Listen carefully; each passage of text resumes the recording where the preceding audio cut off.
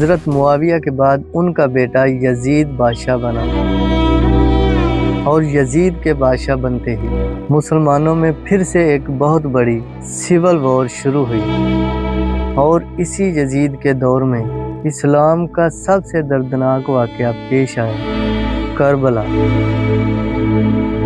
جس میں یزید کی فوجوں نے رسول اللہ صلی اللہ علیہ وآلہ وسلم کے خاندان اہل بیت کے بہت سارے ممبرز کو بے رحمی سے شہید کر دیا۔ کربلا کے بعد مسلمانوں کے اندر یہ سول وار اسی طرح چلتی رہی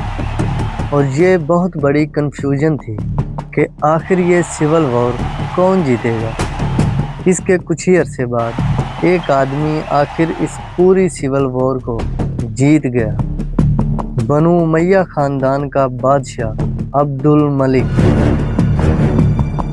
آج بہت سارے لوگ اس عبد الملک کو نہیں جانتے، لیکن عبد الملک اس زمانے میں ایک بہت ہی طاقتور بادشاہ تھا، جس نے بادشاہ بننے کے بعد یروشلم کے شہر میں ایک بہت ہی فیمس بلڈنگ بنائی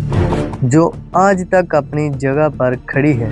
اور یہ آج تک دنیا کی سب سے مشہور بلڈنگ میں سے ایک ہے، the Dome of the rock.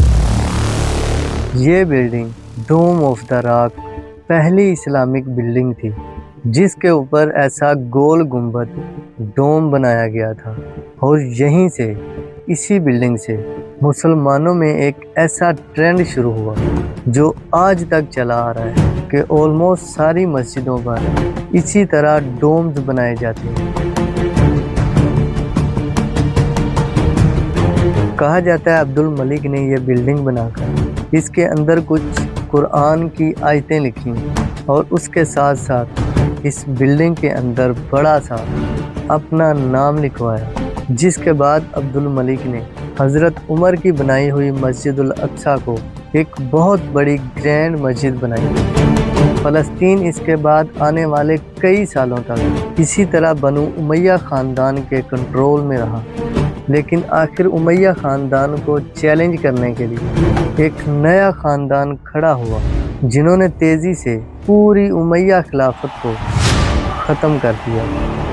اور اسی طرح مسلمانوں میں ایک نئی خلافت بنی، عباسی خلافت۔